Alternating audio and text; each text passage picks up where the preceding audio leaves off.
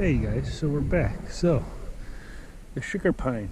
The mature tree on the right side of the trail is the sugar pine. It is the largest member of the pine family and may occasionally attain an age of 500 to 600 years, except for the giant Sequoia sugar pine. It is the most rapidly growing tree in the Sierra Nevadas. This tree has short needles, 2.5 to 3 inches, and large cones, 10 to 26 inches in length. It's this tree right here. Nope. Thing's tall. Way up there. Crazy how big these trees are, you guys.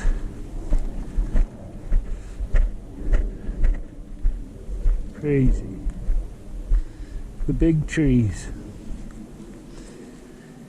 To many people, the giant sequoia is the magnificent tree in the world. Start over. Stop for a moment and gaze. To many people, the giant sequoia is the most magnificent tree in the world. The other tree has the glowing reddish bark combined with the deep green foliage, not to mention its sheer size. These are the youngest naturally occurring big trees in the grove. In big tree terms, they might as be thought of as teenagers and are estimated to be 500 to 700 years old. In 1922, two of the trees were named. The one on the far left, that one right there, for W.B. Lardner, the state senator from Auburn, and the one on the far right for Douglas Haig, a British general during World War II, or World War I. The other two trees are unnamed. Well, oh, that's the far left. It's the far right, or far right, far left. Two in between. Wow. We're gonna have to name one of those. Growing with Wally tree. Look at the bark. What does it look like in comparison to the ponderosa pine or the Douglas fir? Its color. It's kinda got jigsaw-ish features. The giant sequoia's thick fibrous bark helps protect it from insects, fires, and disease. Animals use the bark for nest material or food, typically leaving evidence of shredded bark at the base of the tree. This results in exposing fresh bark beneath the outer bark layer, which gives the tree its bright red hue. Giant sequoias.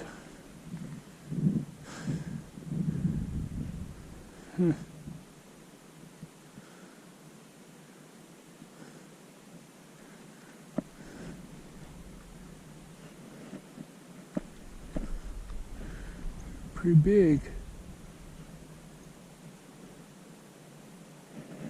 Most northern grove.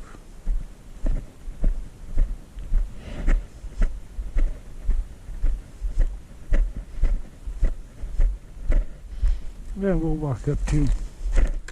Why not? Why not?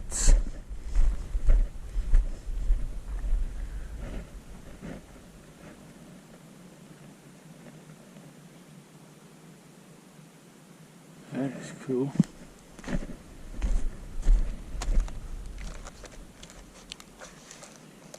Yeah, fibrous bark.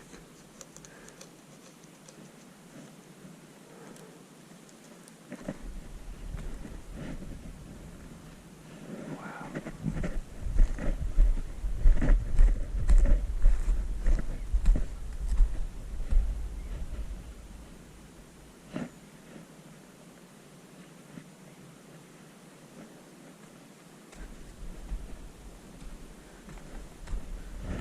It's a little baby right here.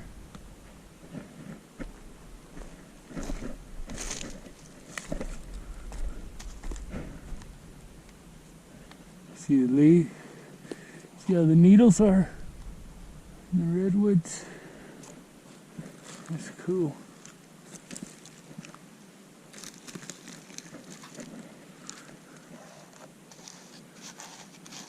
Bark's all fibery. See all that?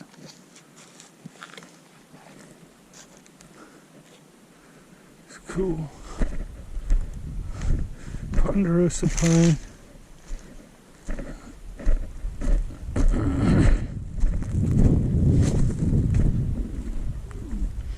was ponderosa pine, wasn't it? We're going to take a look.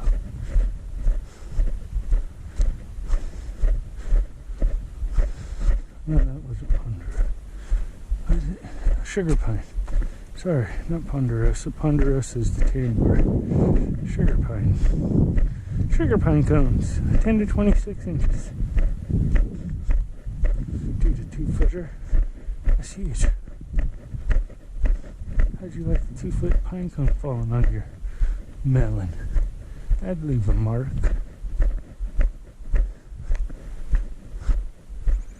Western azalea. All of your senses. If you're lucky enough to visit this grove between May and July, you may see the western azalea in bloom. Their snowy white flowers and bright accent to the forest green. This is a good place to pause for a few minutes, watching and listening. Do you hear the birds? If so, can you see them? What else do you hear? A leaf falling, a squirrel chattering, the wind. Toxically beautiful. The distribution of western azalea is restricted to an area west of the Sierra Nevada and Cascade Mountains from Mount Palomar in Southern California north to the Umpqua Valley of southwest Oregon. Usually grows in wetland or riparian habitats. Azaleas are known to be toxic. Even the honey made from the nectar can cause illness in people. The flowers are commonly visited by bees and hummingbirds. Note to all you beekeepers out there. FYI. No, they're not in bloom. I hear an airplane.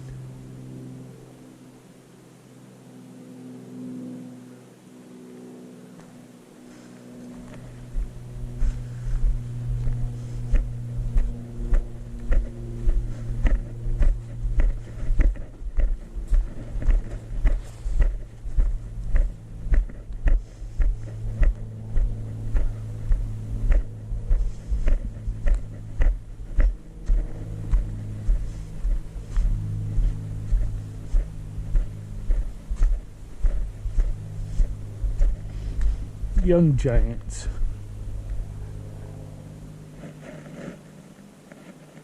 Or redwoods. An uncertain future. Notice the distinctive scale-like foliage on these young giant sequoia. They were planted here by the Auburn Lions Club in 1951 as a seedlings grown from seed collected at the Mountain Home Grove in Tulare County. Placer Grove trees have low fertility rate, and this planting was done out of concern about the lack of natural reproduction.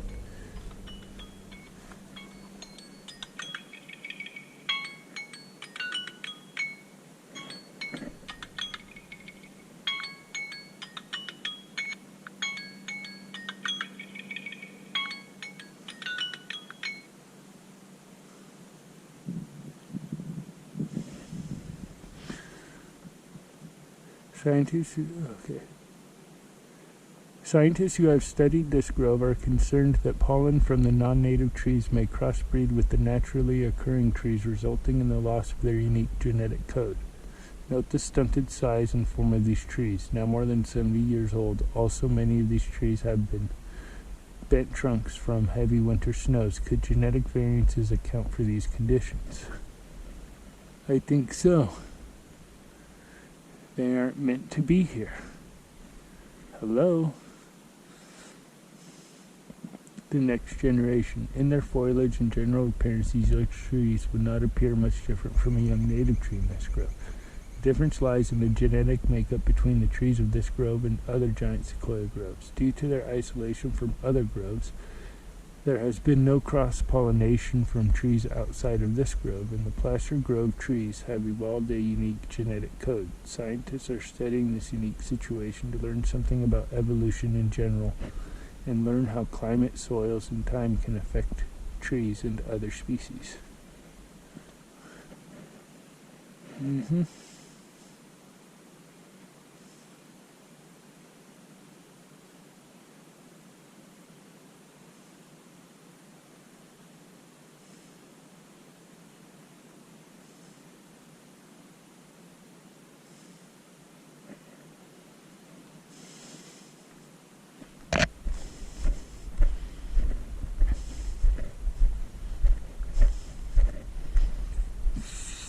fallen giant, strong but not invincible. This tree is believed to have toppled in 1861 during a winter storm. Its remains have been measured as 154 feet long and 10 feet in diameter near the roots. One of the remarkable things about the giant sequoia is its resistance to rot due to a high tannin content, which makes the wood very resistant to agents of decay such as insects and fungi.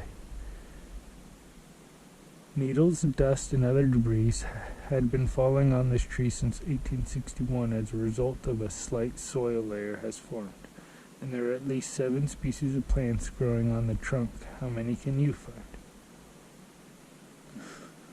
Some growing out right there. Some growing right there. Pine tree. That's a trip.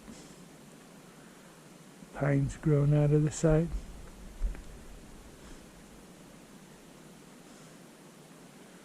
It's funky.